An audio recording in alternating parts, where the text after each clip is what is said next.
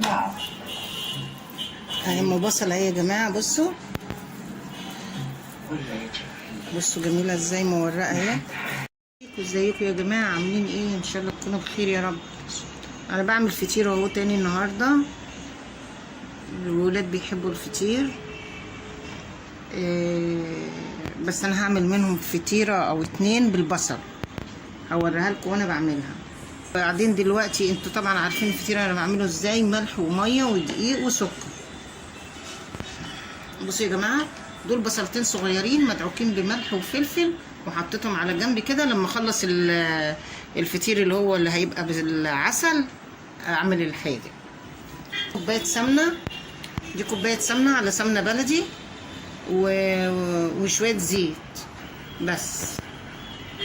ودول نص كيلو دقيق، دول نص كيلو دقيق بس. هعمله بقى قدامكم بعد وكده وهشوفوه وهيعجبكم قوي.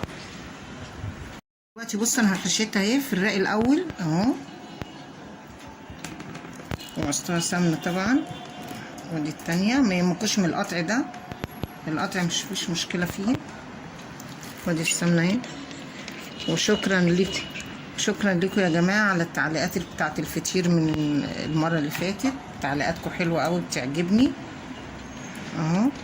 بصوا اهي، احطها بقى واعمل لها الرق التاني.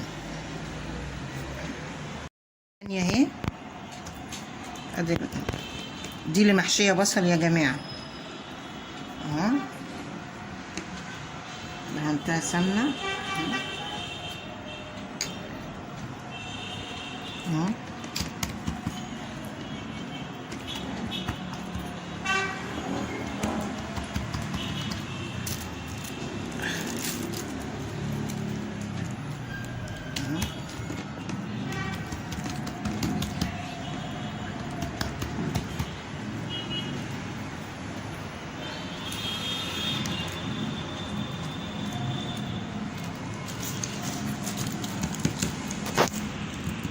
بصوا هما دي بالبصل ودول حلوين.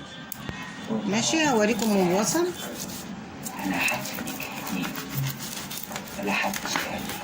استاذة سيدنا النبي عليه الصلاة والسلام. نعم. اهي ام بصل اهي يا جماعه، بصوا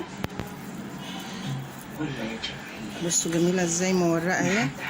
بصوا طبعا البصل دايب فيها دوبان اهو، وريحتها جميله اهو. بس متنسونيش بقى في اللايك والشير وسبسكرايب عشان يوصلكم كل جديد. يلا باي باي.